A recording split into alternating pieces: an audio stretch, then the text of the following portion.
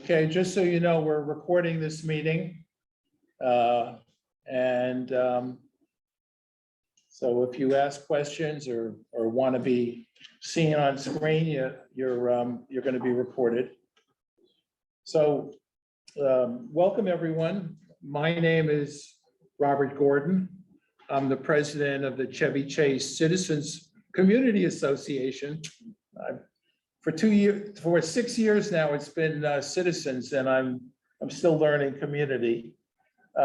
Welcome to the annual general membership meeting. It's required by our Constitution, and it's also used to do our annual elections. And I welcome you all. We have a great attendance on screen and in-house here.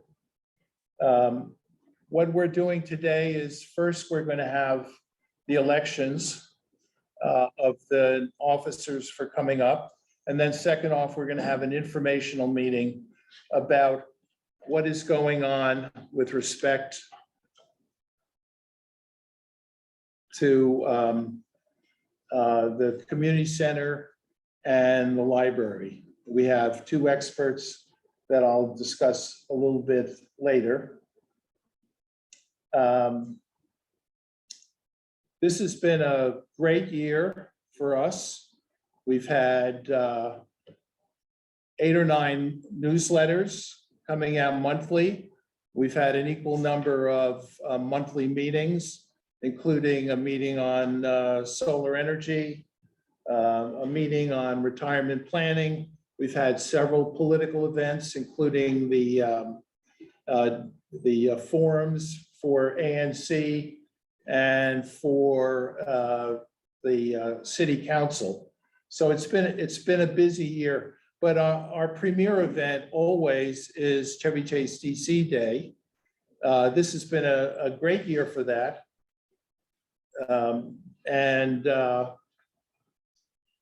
The turnout last year is we had about 40 partnering organizations that were scattered across the entire grounds of the library community center. We had 1,500 people participate as guests of CCCA, and all reports is that people had a great time. And right now we're in the planning phase for next year. It will be September the 23rd.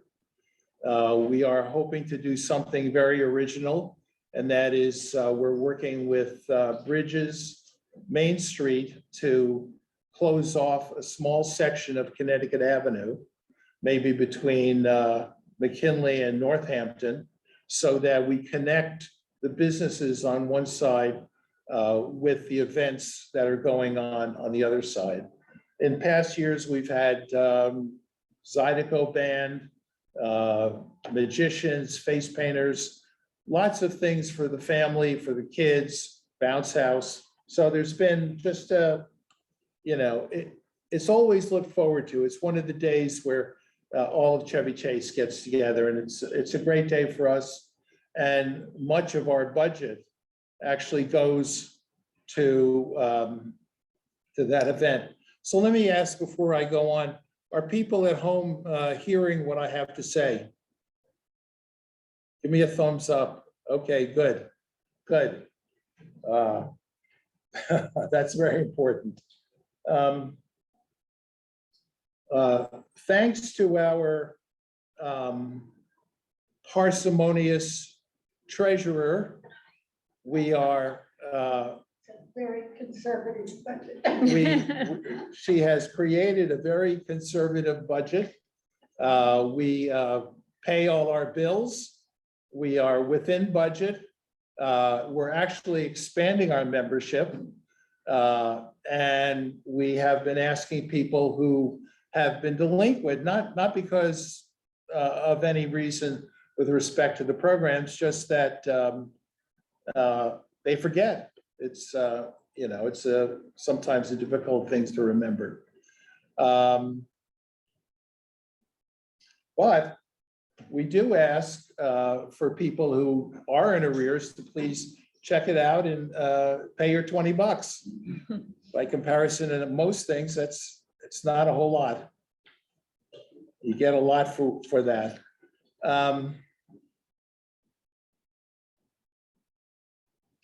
So this annual meeting is first and foremost to elect our officers.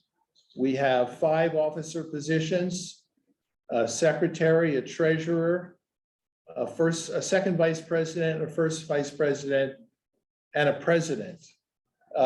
This year, we have a great crew of people. 2 people are returning in their positions. Sandy Seiler. Why do I always get that wrong? Has been our treasurer for how many years now? 7, 8 years. 7 or 8 years. And Jory Barone is our secretary. She's been doing that for a similar number of years. This year, we have 2 relatively new members, and I'm glad to say they're youthful members. And any organization, any public organization, any NGO in the region needs more youth. And I'm happy to say that this year we have that. I'm going to call on Rasheen Carbon, who was second vice president, and now he's running for first vice president. Rasheen, would you present yourself, please? Sure. Thanks, Robert. My name is Rasheen Carbon. I've lived in the neighborhood for about 4 years. I'm in West Chevy Chase on Ingomar. I've been working for the last year or so with the CCCA, and I've really enjoyed working with Robert and Jory and Sandy and Kristen. Probably my favorite event is Chevy Chase DC Day, and I'm looking forward to working on that again this year. During the day, for my 9 to 5, I work in digital marketing, and in addition to serving as a vice president for the CCCA, I'm also chair a couple of nonprofit boards in the DC area. So thank you for this opportunity.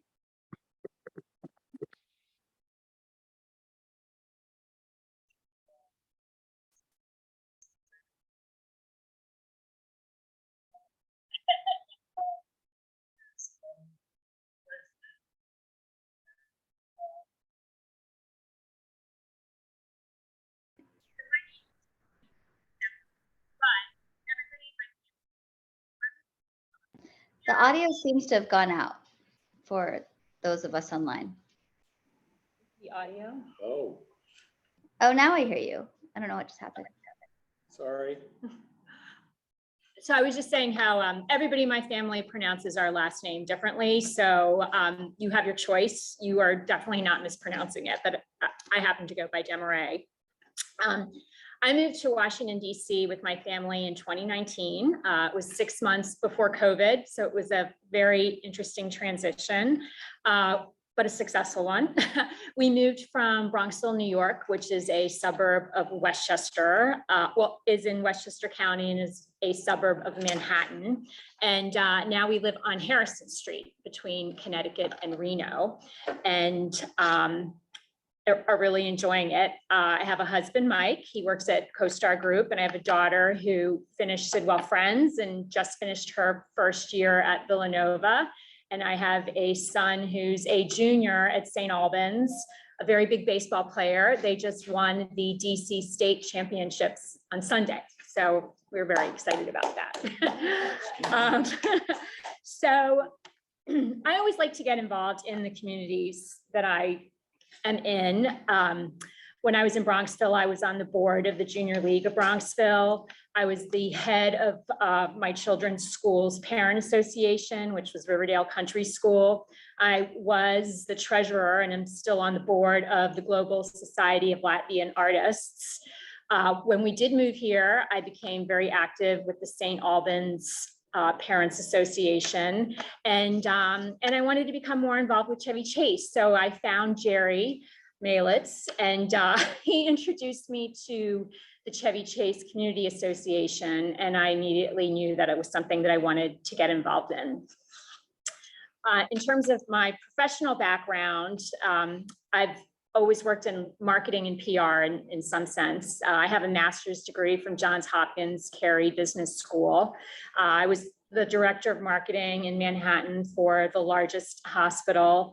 I also was a director of marketing at Citibank. I was a director of marketing for the largest healthcare chain in the East Coast, which owns Washington sports clubs, if you're familiar with that.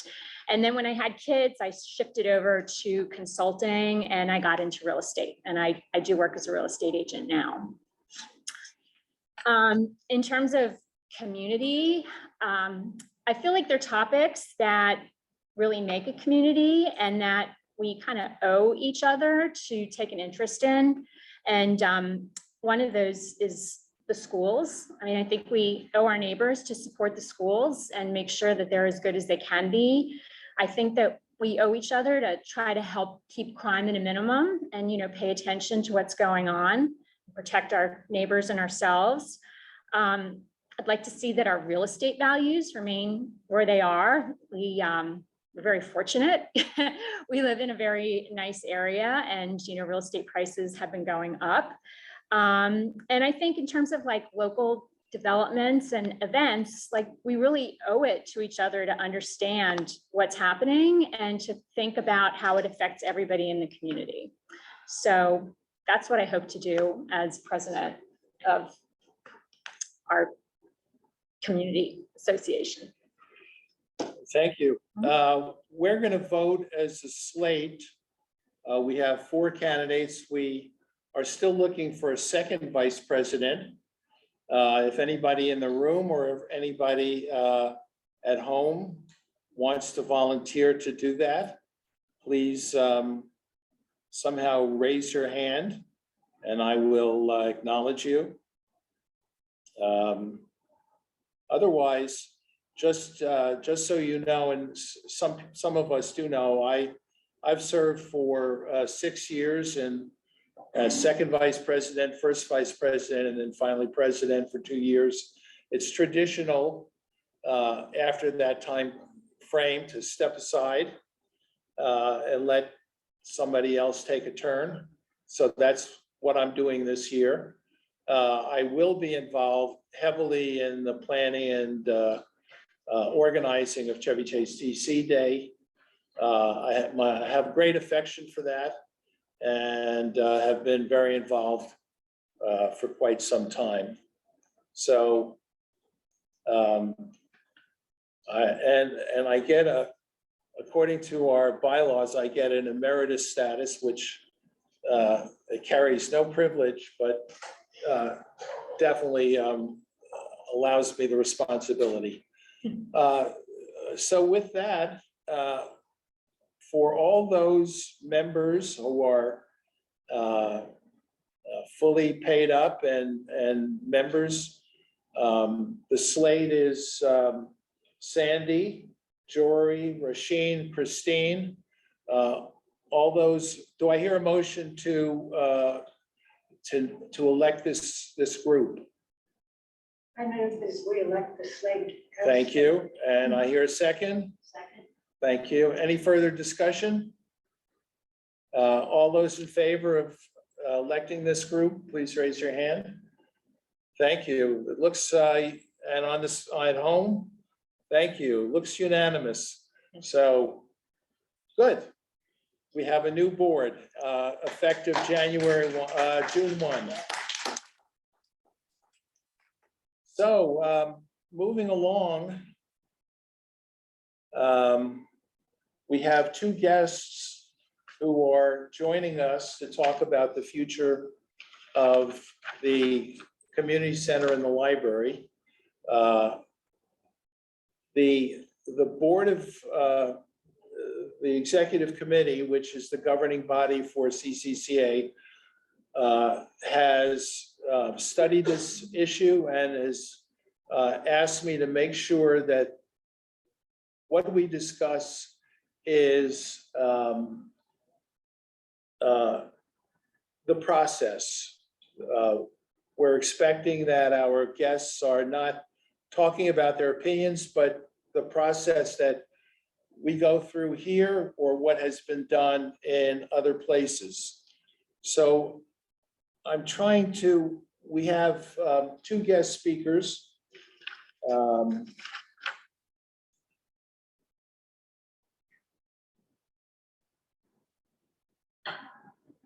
The first one is Dave Brown.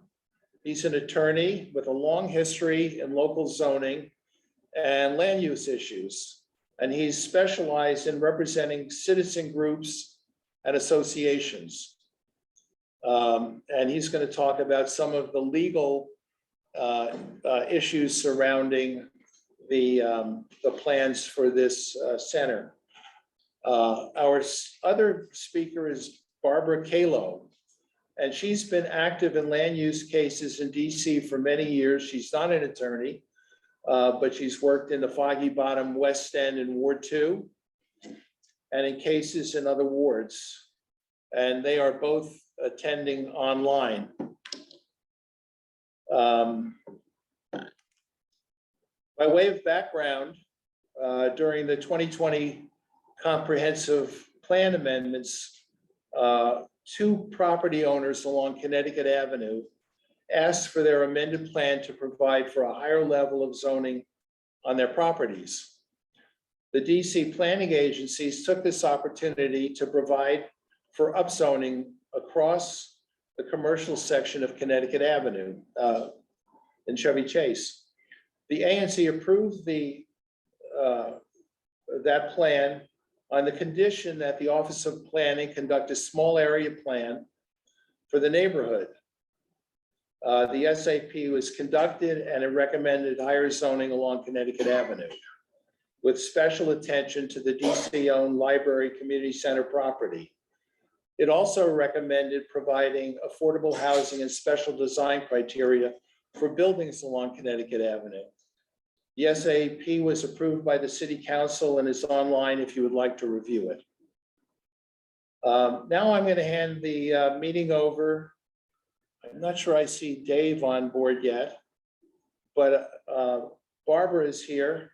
So Barbara, would you take it away and talk about your interest in zoning, your experience, and what you foresee going on here in at our Civic Center? Hi, I'm Barbara Cato. I live in Ward 2, but I used to live in Chevy Chase, DC, and I was on the board of the Chevy Chase Citizens Association with a prior last name of Barbara Cato. So I'm familiar with your neighborhood.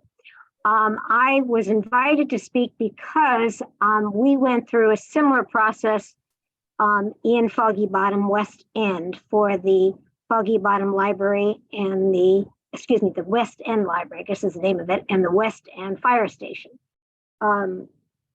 As a matter of professional, I'm not a lawyer, but I was in charge of regulatory policy both at OMB and worked at the head of the subcommittee of regulatory policy in Congress. So I know processes. Anyway, I want to explain what happened in our case in the West End. Foggy Bottom West End is two neighborhoods, but really one's south of Pennsylvania, one's north of Pennsylvania, and north of Pennsylvania is called the West End. Originally, the library was in Square 37, and somebody wanted to upzone it, and we quashed that because they didn't have any interest in keeping the library, and that was a multi-year process. Then the city came up with this surplus disposition process, and that started in 2010. And there were many steps to it. We had to testify and then in front of a deputy mayor for planning and economic development. Finally, we had to go to the zoning commission, and then we got an order. It was appealed by a lady who's actually on this call, and the appeal lost in court, but the whole thing took for a long time because it started in the surplus process in 2010, and the library and the new library and the new fire station didn't open until 2017. Robert asked me to tell you all about. That was a 7-year process, but before that was many, many years that they were unsuccessful in upzoning. The end result was a new library and on a different corner, but in the same square that it had been, and the fire station in the same place that had been in a different square. One is 37, one is 50. They are across from each other in terms of squares, not the actual public uses. And the question was, what was the city doing? Why are they considering this surplus? Because we wanted library and we wanted a fire station. Well, apparently, and I looked at your YouTube that you had in January, they explained that there was unused, what's the term they used? Unused property about those two squares. That's the term more or less that Max told you from the Office of Attorney General. And as a consequence, they wanted to develop the sites. They didn't, after they went through their process of deciding this and talking to all of us, they had an RFP. There were two bidders, one that wanted to only do the library and not the fire station, and one that wanted to do both. And the one that wanted to do both, it was less tall, less density, et cetera, and that's what the community wanted, and that is the one they ended up selecting. I was very closely involved from beginning to end in making sure that what the community wanted would be included. And one thing that was a hang up for many communities in DC was that they wanted to have a certain amount of inclusionary zoning, which meant they would have a couple of units that were not market rate. And that was a sticking point. So I sat in the DMPED meeting, not the hearing, but a meeting, and I said, what about putting all of market rate over the library and putting all affordable workforce housing over the fire station? 2 different lots, 2 different squares, and they all said, terrific. And that's how they ended up doing it. So we have more affordable housing over the fire station than was required in both sites. And it's the most that existed in the Foggy Bed West End. Hi, Dave. Shall I continue it before you speak? Yeah. Yes, please. I'm here. Can you see Okay. me? Okay, no, I will finish then. So anyway, they ended up doing the library with market rate housing, the fire station with workforce housing for firemen and policemen and librarians and stuff like that. I didn't know until Robert asked me to find out what the actual mechanism that they used. Was it a sale? Was it a lease? It was none of the above. It was like a sale. It was called an air rights condominium.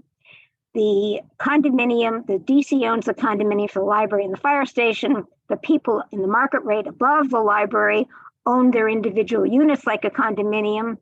Over the fire station, there is a squash unit, which the developer owns, and over that is the affordable housing, and that is owned by bond holders, believe it or not.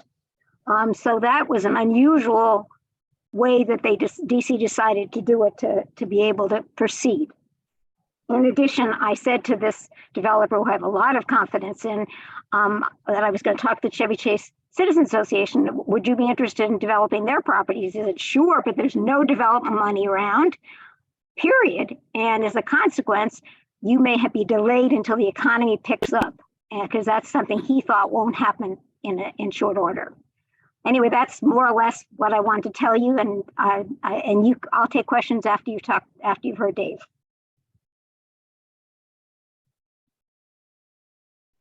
Robert? We lost Robert. No, I'm here. Good. Well, thank you so much for that. And I'm sure there are going to be a lot of questions about your experience. I'd like to introduce Dave Brown. I did describe him a little bit before. So Dave, what we're looking for is a bit of knowledge about what you see in terms of how the district and the legal perspective will affect the community center and the library. Well, I think that the most critical aspect of it, apart from the request for proposal and the responses to it and the selection of the developer.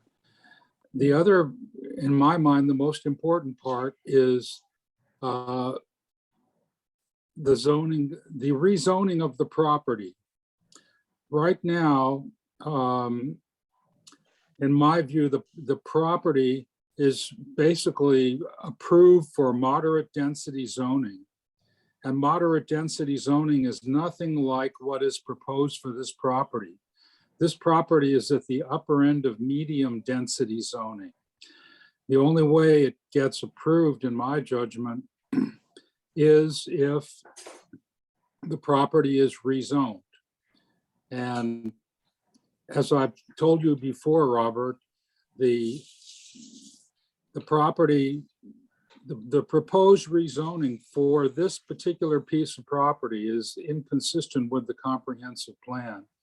And it's also out of whack with the zoning for the rest of Connecticut Avenue in this sector. The one thing that I would add to what I've told you before is that I don't think that it's likely, if this zoning gets approved, that the zoning commission will have anything to do with it. I think it will turn out to be a by right project where all they have to do is make sure that their building is in compliance with the zoning standards. And those zoning standards say nothing about design or practicality or suitability of the design or the compatibility of the refinements of the design with the neighborhood. Unless the citizens are actively involved in the process of choosing the developer, I don't think they're going to have a voice at the zoning commission, because the way these zones are set up, there's really no role for the zoning commission to play. The zoning commission basically goes through the process of approving plan unit developments, or PUDs, but you don't have to ask for a PUD if you don't need one. And I don't see where, to me, the standards for development on this property are so generous under the zoning, which would allow a height of 75 feet with the penthouses on top of it for an additional 18 feet, to put this building at over 90 feet tall. And it would all be by right. The citizens would have no voice, because the zoning would have taken care of basically solves all the problems and all of the concerns. And so the key element, the only way that the citizens are going to have a voice in this process is to fight the rezoning. I would think that a rezoning that would be less dramatic, but allow it to go up in height and density with zoning commission approval, would be a way to have some voice and opportunity to challenge the project. But if you don't get the zoning, if they are able to get through the zoning process unscathed, it's basically over, the way I see it. I did mention, Robert, to you before that, and I reiterate the importance of this. In order for them to get the zoning approved, they have to demonstrate affirmatively to the zoning commission that the zoning is supported by the people. And I just don't see, based on what I've seen of the small area plan development process, that there's a whole lot of support for a 90-foot tall building on this property. So just for that zoning issue, what would, if the residents are opposed, what do they do? The residents have to actively participate in the rezoning process, which is a public hearing process. at the zoning commission, and where they can actually appear and testify that this rezoning proposal is dramatically inconsistent with the comprehensive plan and the small area plan. And it's almost like it's made up out of whole cloth. I was looking over the language about the reimagined civic core on pages 28 through 30, 31 of the small area plan. There's nothing in there that would intimate a building anywhere near this high and this dense. It's not what was envisioned in the small area plan, but it does say that there should be a 3-step process to the development of the civic core, and that there should be community engagement at each step of the process. The first step is a community meeting for the city to share its goals and design development process for the reimagined civic core. Sharing their programmatic requirements to deliver a full-service library and community center with a mixed income housing component. Well, I think what they should be showing you is a pretty well thought through design. But I don't know whether or not when the RFP goes out, it's going to have citizen input into the RFP process or not. And I would think that that would be an important step, emphasizing to the powers that be that this is not all going to be worked out by the zoning commission in the PUD hearing, because the way the zoning is set up, that there's not going to be any hearing. There's only going to be a hearing on the zoning. The second step is for a public meeting to be held where the community can see the proposals that come in response to the RFP. Now, the RFP will probably be general enough that if there's a lot of interest in this project, there may be a variety of different proposals with different impacts. And that is another opportunity for citizen input to affect the outcome. But once the project is chosen, if that project meets the zoning requirements and the zoning requirements that they are proposing be changed to this NC 19 zone, if they meet those zoning requirements, that's it. They just simply submit their building permit plans to the Department of Buildings for compliance with the zoning code, and that's it. I'm going to open up the floor to questions. If you have a question, please come up to the table so to make sure that the owl picks you up.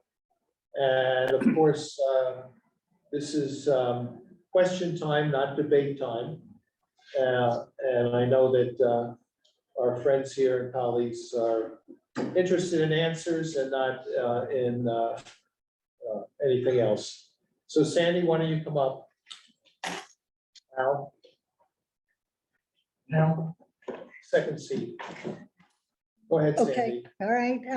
My question to you is, can you please explain to us the process about surplusing the land and how that can happen when it is so blatantly unsurplus?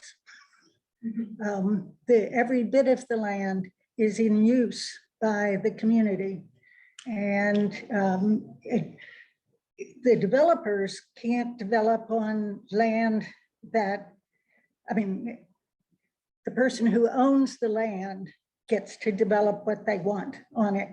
And if they go through surplusing and give it to the developers, then the community has no leverage and no say. So can you please explain how they're going to try and surplus this land?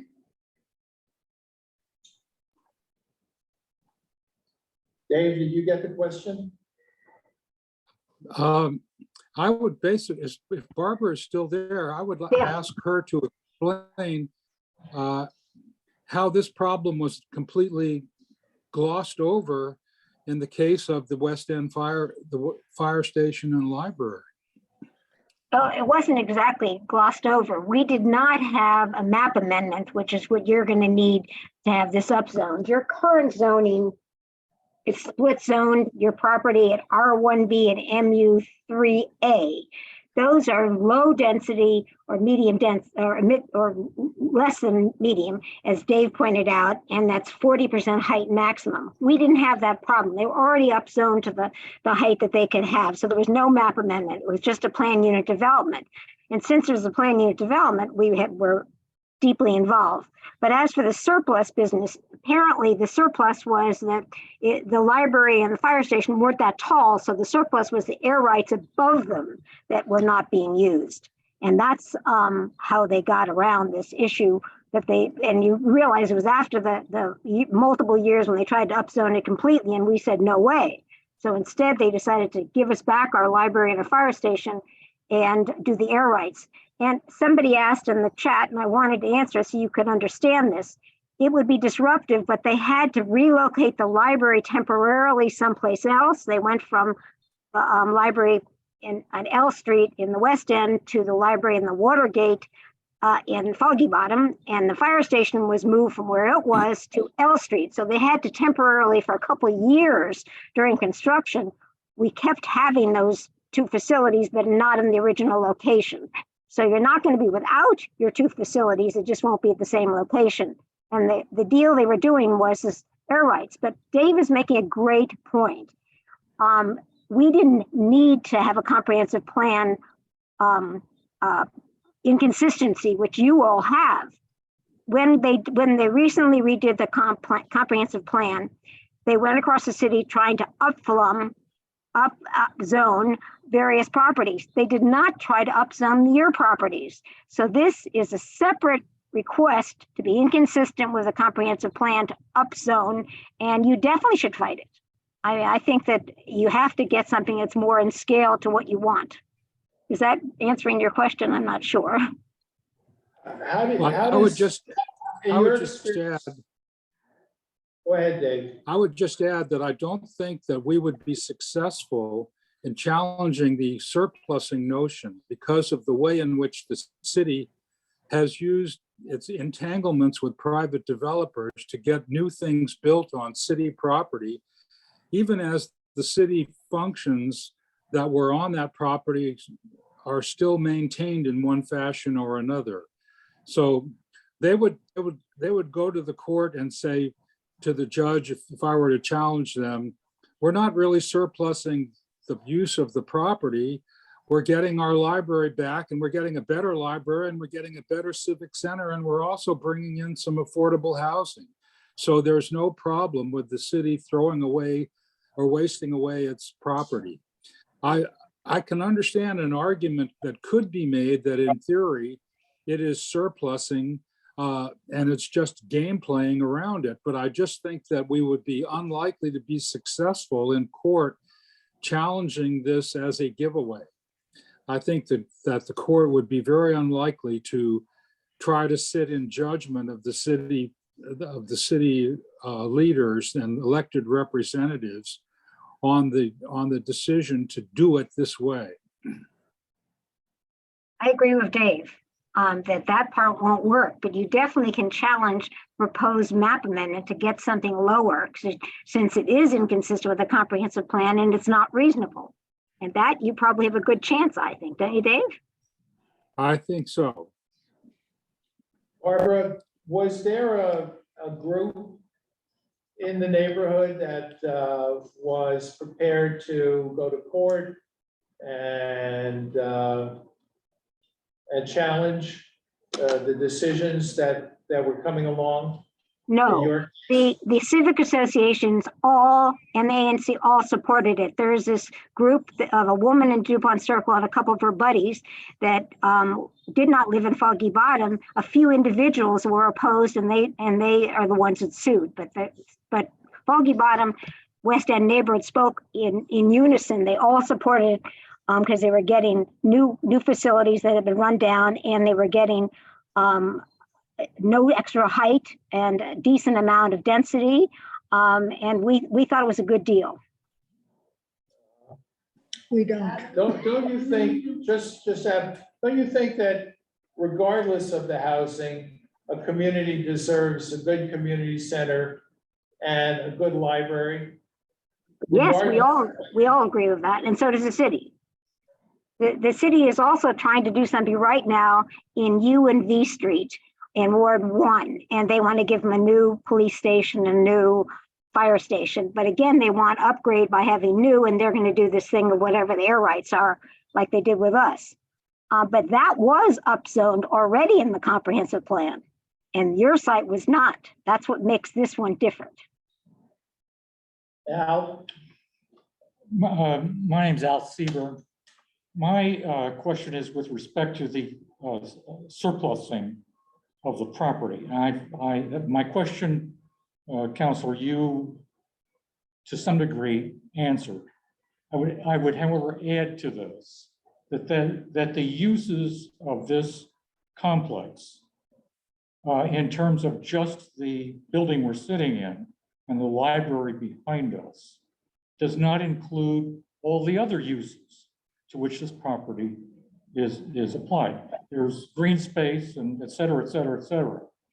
And it's my understanding that in the assuming Counselor's argument that they would have to establish that they were going to address all of those uses plus whatever else they want to. I don't see any evidence that they, in fact, look toward.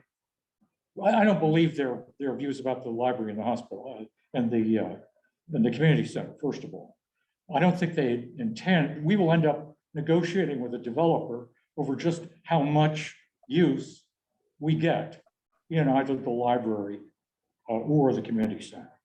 But in the other areas, the green space, et cetera, that is not. Nobody's has been addressing that except to minimize it. And yeah, I have one other point. Yes. And that is one of the things we've heard is that everybody at this point is agreeable to. Okay. There was a covenant on part of the land, and they're going to disregard that covenant, which was put in on the sale of the land from the Chevy Chase Land Company to the government. And the covenant said that a certain portion of the land next to existing homeowners would not have housing on that apartments on that part of the property. So we can talk, or they're going to talk, and they're going to say, we can dictate to the developer that you have to do this and that and the other thing, and they'll say fine. But 50 years from now, if they own the property because we've surplused it, they'll just disregard it the same way they're disregarding the covenant as now. Dave, will you talk about the no apartment covenant? I think you've thought about that. Could you expound on that, please? Robert, I know you've been looking into this, and the latest information I have seen is an Evening Star article from 1952, which reported that the covenant was upheld on this particular property in a Court of Appeals decision from 1949. I called the court a couple of days ago and asked them if they could find a copy of that decision in their records, because it's not a published decision that I can look up in the law books. And I haven't heard back from them yet, but it would be very interesting to try to figure out if that covenant was upheld by a court, by the highest court in the city in 1949, where that stands today, 50 to 75 years later. I just don't know yet, but it could be a constraint. And I'm not at all certain that even if the Chevy Chase Land Company, which imposed it, agreed to lift it, that they could do so, because that covenant probably benefits other properties around it that were similarly restricted by the land company at the same time. It's just there's still a fair amount of research that needs to be done to see how strong that point is. Thank you. What kind of research are you talking about?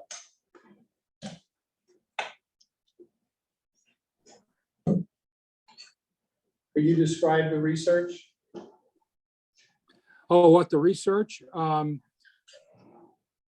the starting point is trying to get an answer from the court as to that decision, because I don't know, it's very difficult to do this kind of research without the help of the court, which is I would think is supposed to have copies of their old decisions, no matter how old.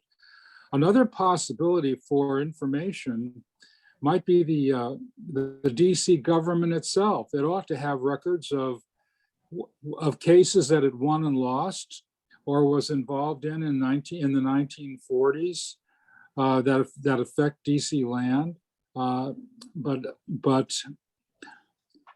this would be a fairly time-consuming process, and I'm not at all sure that it would come to a favorable outcome that could materially affect these plans. It's just, in my mind, a side issue that should be investigated, but it's not the principal issue. As Barbara pointed out, the key weakness in this project is that the comprehensive plan and the small area plan do not support development at the intense level that they are proposing for this particular property. And that has to be fought before the property is rezoned, because once the rezoning is approved by the zoning commission, it's pretty much, the story is pretty much over. Let me just say one thing. The comprehensive plan is not what one thinks. It is DC law. And that's why David successfully, for a case I had in Brooklyn, when the case of development was inconsistent with the DC comprehensive plan, which is DC law, we won because it was inconsistent with law. The SAP is not. It is advisory, but the comp plan is law. And they, for whatever reason, DC didn't think of Chevy Chase back then, so you couldn't contest it, and now they want to do this off cycle, and that is unusual. Usually they're trying to develop the sites that had been identified in the comprehensive plan. Hi, I'm Kathy Ledin. I have a question about the covenant again. Could the covenant be used, or the existence of the covenant be used as an argument, as a justification for upzoning the front portion of the property? Because I'm presuming that nobody knew about this when the comp plan was written or the small area plan was written. And now as they go forward with trying to get plans and so on and design features, could that be used as a justification, as an argument for allowing extra height? A little disingenuous, but could that be used against the community? Assuming that the covenant does not have any impact outside of the half of the property on the eastern side, that argument is plausible, but I don't think that there are any plans that would likely emerge from the RFP process that would talk only about developing the front half of the land without putting the project into the entire parcel. That just doesn't seem practical. Okay. I've heard just rumors that the justification would be, well, in fact, DC doesn't seem inclined to try to remove the covenant. So this is just what I've heard, but I've heard rumors that they would intend then to build that 90+ foot building on just the front portion, the Connecticut Avenue portion of the property, and build the library and community center on the back end. Is that something that could happen, and could the covenant be used as a justification for that action? Well, I don't see how that design would fit the air rights model that Barbara was talking about. This thing is in such a state of flux that I couldn't rule out that possibility now. It's certainly something that would have to be looked at if that's what they came up with as a design. Is that an argument, though, that would have legal weight? It depends upon whether or not the covenant is still deemed a viable document that's enforceable, or whether or not it has essentially become obsolete with changes in circumstances. I don't think it has. I mean, I think that this particular section of Chevy Chase is still deserving of the kind of, could be characterized as still deserving of the kind of protection that the covenant affords, even if it isn't thought so by today's standards. It was the protection that was deemed appropriate back in 1906 or whenever it was. I also wanted, if I can mention the business about the green space, there is no reason why you couldn't negotiate with whoever the developer is that you would have your two buildings and have green space. There's enough land in these different areas that you could probably get that, some of it at least. Well, the three issues that I think that I've heard most commonly expressed are the green space, the outdoor recreational facilities, including the playground and the outdoor courts, and parking. And parking is a really important concern because right now we have surface parking that allows the employees and the patrons of the library and community center to visit the area. And without a whole lot of access to public transit, which this area does not have, what will happen and how will people come here? Okay, I could just say that we had a ground level parking lot for the library, and we no longer have that, but we had below grade parking quite a bit, and it was devoted not just to the owners of the residential units. There was a certain number that was both for the retail and for the library. So they have dedicated below ground parking. You could get that also. There's no reason. Okay, and that was built as a condition of the project in West End. As I said, we negotiated that we had to have parking, we had to have this, that, or whatever. We negotiated what we wanted. And that was something we needed also. I see. Thank you. Thank you. Thank you, Kathy. That question emphasizes the importance of citizen involvement in the RFP process. Ideally, you would like the proposal that goes out from the DC government to have all of these elements in it. Even if they don't dictate precisely what the building should look like, if these are important elements that need to be retained in this civic space, you need to make sure that the government includes them in the RFP. Andrea? Okay, my name is Andrea Rosen, and I have a kind of in the weeds question, which I hope. Could you speak up, please? I hope my question, oh goodness, sorry, I have it written down. If anybody else wants to ask a question while I find it again. Sorry. Okay. Sorry.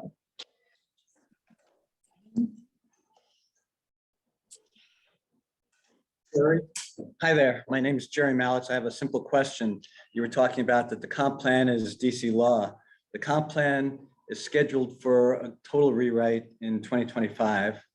In 2024, there's supposed to be a report that's developed that talks about what they're going to be looking at in the new comp plan. So when you talk about that the comp plan is law, not the small area plan,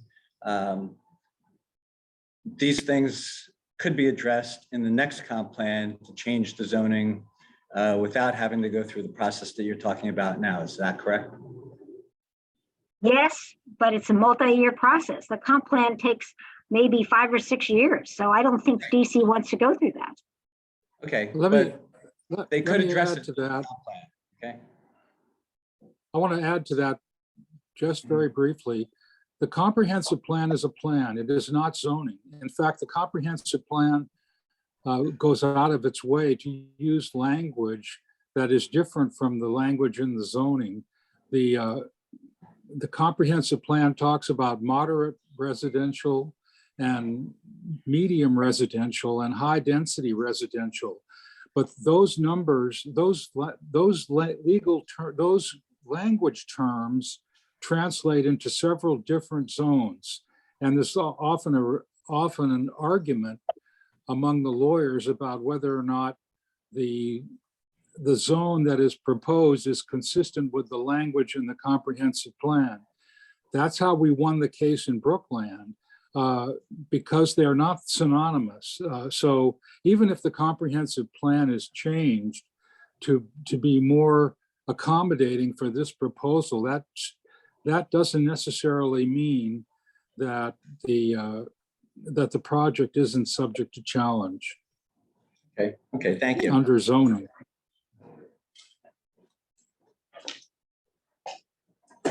Okay, so I hope I can make myself clear on this.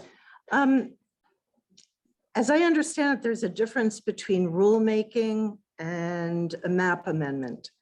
And one of them allows the public to participate and challenge and cross-examine those seeking to change the zoning map, and the other one does not allow it.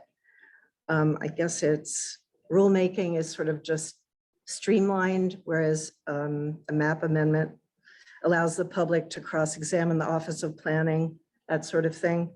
So what I'm wondering is, when the zoning commission meets to decide on whether to approve an NC 19, do you think there will be an opportunity for the public to participate? Yes, I do. I agree. This is a map amendment and a rulemaking and to create a new zone, and a zoning text amendment. It's a combined thing, and the application must meet the standards of both a map amendment and a text amendment. Okay, and so if the zoning commission decided that NC 19 was, that they should approve that, then it would be challengeable in the court? If they decided to approve the NC 19 zone for a single parcel, it would definitely be challengeable in the court. In my mind, it's almost tantamount to spot zoning, which is frowned upon because it only applies to a single property, intentionally so. And that's not what zoning is supposed to be about. Okay. But that's just a legal point, wholly apart from whether or not this zone change meets the requirements of the zoning regulations, which require substantial citizen support even to have the process considered. And I am having a hard time imagining where they're going to come up with widespread citizen support in your community for this project. I agree. I want, is it the same Andrea Rosen I know? Andrea? Okay, Yes. because the question you asking, people need to understand, the only people who can cross-examine the Office of Planning and other people are parties to the case. And a party usually is somebody that, like an organization, the Chevy Chase CA could be a party, but not a random person can't. And because, as Dave said, it's both a map amendment and a text amendment, you can't cross-examine the text, but you can cross-examine the map amendment. So people should be sure you have a couple of parties to be able, that you apply for party status so that you could participate. What is the definition of a party? Who can be a party? Like people very close to the, say behind the courts? Could they be a party? The thing that they look for the most is for people or businesses that can distinguish themselves from the general public as more uniquely or severely impacted by the project than people in the general public. And what we did in Brookland is we took all four sides of the property and we had 200 footers. The law is 200 people if you leave 200 feet from the property line. So we had people on the north, south, east, and west. And that was unusual that we did it. They couldn't deny us party status because of that. So you can use something unique that people that are directly affected, or you can be a citizens association. Okay. Have you experienced with our RFP process? Either of you? Yeah, I have experience with RFPs. What is the question about it? RFPs, but it's called our RFP, and it's I think, a new mechanism for allowing the public to have input into the actual writing of the RFP. It's only been done 7 or 8 times here in the district. You're not familiar with that? No, I'm not familiar with it. Are you, Dave? I've never heard of it. No, I've never been involved in an RFP. Okay. Are there any questions from the home audience? Just raise your hand. Hi, I'm Mary Jacobs. One of the comments in the chat said the mayor said there's no space for parking. And I think that the reduction in parking spaces is an issue for many people who have mobility issues. And if there's going to be outdoor space for people who are driving children there who may not be able to walk 5 or 6 blocks, is there any ADA review of these projects vis-a-vis any community standards, so that the people that Ward 3 has the highest percentage of seniors in the entire city, so that the people who really need to be able to drive to haul their books home will be able to park? I don't understand how there can be no parking and have it ADA compliant. So do we know if there's any ADA review? Americans for Disability Act? I'm sure there is, but I assume Office of Planning would have to do that. But so would DMPED. I mean, as I said before, parking you can put in. It may not be street level parking, but it would be in the building. And it has to have ADA access on street level for handicapped people to enter the buildings, for the library or the civic center. Thank you. I don't know what the rules are on parking, but Barbara's right about all new construction has to be ADA compliant. And I would think also that the Department of Buildings would have some language in the building code about accessibility that would also apply to any parking that is provided. Whether or not special attention needs to be made because of the overabundance of senior citizens in this particular area is something that could possibly be discussed and argued in evaluating the proposals that come in response to the RFP. Just hopefully that you will be insisting upon meaningful citizen involvement in evaluating these proposals. One would hope for much more realistic, active citizen involvement and listening to the citizens than was evident in the making of the small area plan, which I thought was largely done behind closed doors rather than getting out into the neighborhood and really listening to people as to what they wanted to see.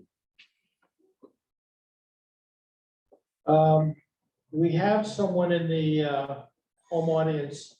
Priya, you live right behind, are you there? Yes, I am right here. Can you hear me okay? Yep. Okay, hi, I'm sorry, I have to jump off because I'm a working parent and I have to do bedtime.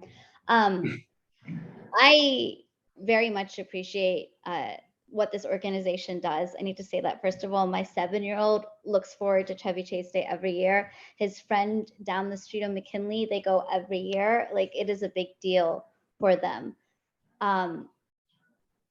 I think, and I don't mean this with any disrespect, I think I'm one of the few people on this call with young children and families. And if you could just remember what being a working parent is like, it's exhausting. I'm exhausted all the time. We want to support keeping this green space. We want to support keeping this library. Like, my son is terrified that he might lose his basketball court. We go to the library twice a week. The ADA issue at parking is so true. His best friend has a newborn. The parents can't even walk half a mile with the newborn and their older children to the park, so they have to drive, and they go to this playground. They don't go anywhere else. I know there are lots of other playgrounds, but this is the playground that's the neighborhood playground. It's a safe playground for little kids. This is their basketball court. This is their library. This is their garden that they sit out in the summer and read.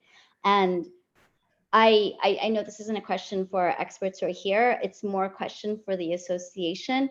Will the association be speaking up for families and parents like us who were not engaged as we should be? I fully accept responsibility for that, but we're like just barely getting through the days and the weeks, and that space is so critical to us and our families. And I honestly don't know what we'll do. I am most impacted because my house is closest. So of course I have a personal interest in this from like a property value position and everything else. But honestly, like, we just have an emotional attachment to that property. And I speak for at least 5 different families in this neighborhood with young kids who are all just drowning, being working parents in this life right now. But we really need that property, and we really need that public space. It is crucial to our families and the well-being of our children. And we're just really hopeful. Like, 3 families have joined this organization, paid the membership dues in the last 2 weeks, just so that we can help vote. So like, we will vote if you tell us to vote. We will sign whatever you sign, but we really hope that this association will step up and support the community that needs this space, even though we're not the most engaged. And we'll do our best. I'll try and help organize, but we're all exhausted is the refrain I've been giving you. But I just wanted to ask if there are thoughts that CCCA will step up and will represent not just everyone who's on this call, but the actual entire community and our need for that space. Everyone here sympathizes and empathizes with what you say. As far as CCCA goes, that's something up for consideration, and that'll be another time. But I will personally get back to you, Priya. And thank you for that. Thank you. Any other comments, Ron? Yeah, hi, I'm Ron Kahn. I live in the neighborhood. I have a kind of a weird question, a what if question, and it has to do with community support and the registration of that process, or the lack of at this point. Let's pretend we're in the zoning commission and they're about to approve NC 19. And they ask the question, even though there's been no community survey, what's the community support or non-support of this effort? What would the answer be, or who would be responsible for answering that question? Or will that question be asked by the zoning commission? Barbara? I assume the ANC is the one that has to answer that question by law. The civic associations are not always the same exact boundaries, but the ANC for you, I think it's 3G, is that correct? They would be the one that they have automatic party status, and the zoning commission gives deference to them. So they'd be the one that would say, is there community support or not? I have to tell you, the ANCs are not always on the same wavelength as civic associations. And that's why when I represent civic association, I have often a different point of view than the ANC. So you can't just rely on the ANC. You need the civic associations to also speak for you. And we'll note that our ANC has been very sluggish in pursuing a survey effort. Very sluggish. We don't quite understand why, but at this point, it's certainly not a checkoff activity from an ANC perspective, which is why I'm kind of asking that question. All right. Thank you. Well, Hello, My name is Michelle Wolin, and I'm following up a little bit on Alan Seaver's point earlier, which goes to the issue of the surplus and the use of the property, current use. Right now, what DEMPED has told us is that the RFP they were initially going to put out would allow a developer to have 80% of the land.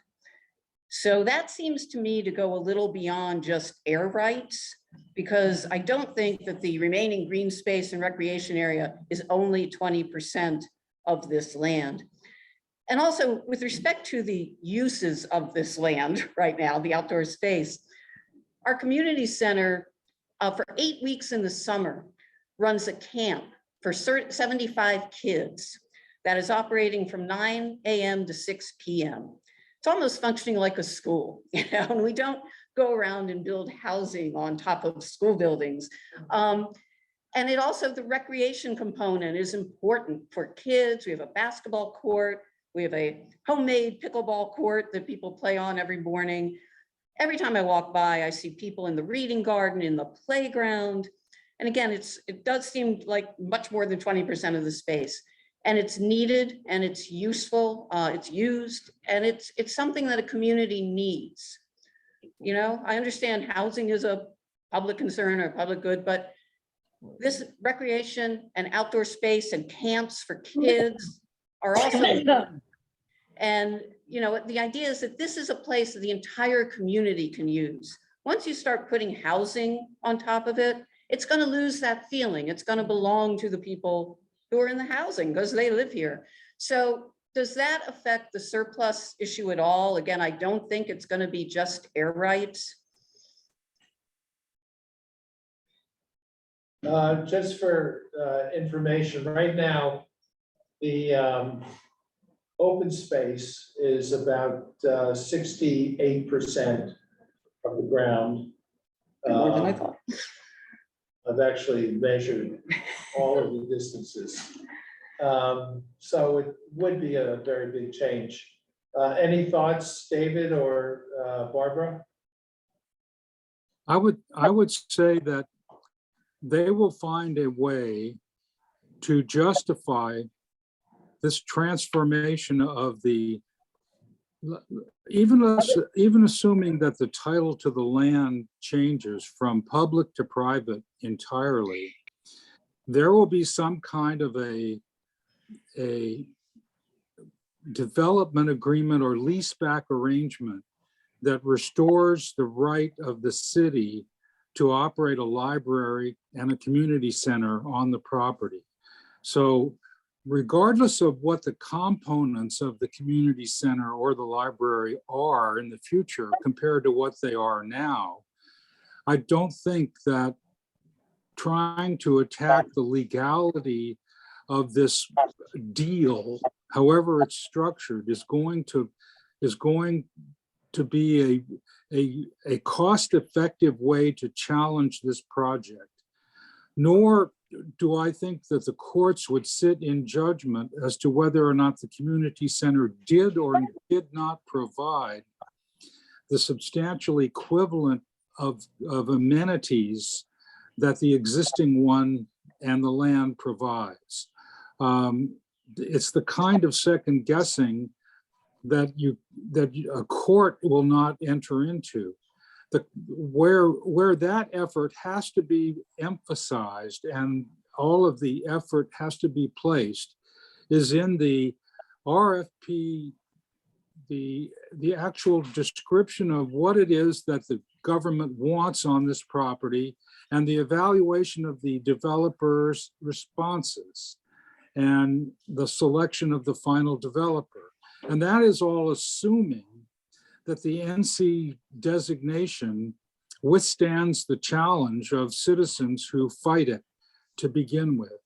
And the problem, the task is complicated by the fact that all these are more or less simultaneous things going on.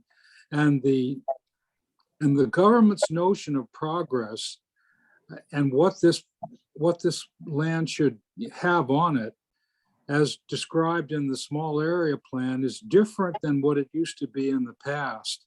And that is something where if you feel that they have missed the boat, you have to change their minds before this thing ever gets out into actual plans. There is one part in the small area plan, I can't remember the exact paragraph. This is the one area where the Office of Planning did actually listen to the community, which was that we wanted, because they initially were proposing, I think, like 3 buildings on this site with only a sliver of open space. And they did listen to the community that people wanted to preserve the green space and the recreation areas. And there is a paragraph in there, I think 4 point something, Ron, do you know, where it does say that the community does want to preserve, the green space. And I can't remember the exact words, but it is in the small area plan. Again, that was the one, and I do mean one area where they actually listened to the community, a small amount. Although I know That's a point you need to drive home with the decision makers. Steve, you said at the beginning of your presentation that zoning, like defending the current zoning and not allowing them to upzone was maybe one of the most important things that could be done and going to that meeting. Is that correct? The zoning meeting? Hang on a second, I'm having trouble hearing. Are you talking about, there are 2 different things. One is the RFP and later it comes as the map amendment. They're not simultaneous and you have to participate in both of them. In the RFP, as Dave says, and at the zoning commission where they're actually doing the map amendment. You're going to need to participate in both of them because you're not sure which one you'll be successful in. Right, but does one come before the other? I was under the impression that first it was zoning and then the RFP would be built on the zoning that was allowed on that property. That is not what happened in the West End case. So I don't know if that's the way it's going to be or not. I don't know that. With the RFP together with higher density zoning, then it's already like foregone, isn't it? No, because let's just use the example what you're talking about, green space. Zoning requires a certain amount of lot occupancy. So let's pretend it's no more than 75% lot occupancy, and 25% would be green space. So zoning is different than the map amendment and different than the PUD, than the RFP process. So there's 2 separate things. I don't know which, Dave, do you know which is coming first in this? I assume it's going to be DMPD surplusing before they go to the map amendment. I mean, I can't imagine.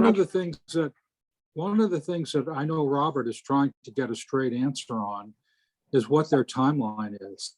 And once you know what their timeline is, then you can basically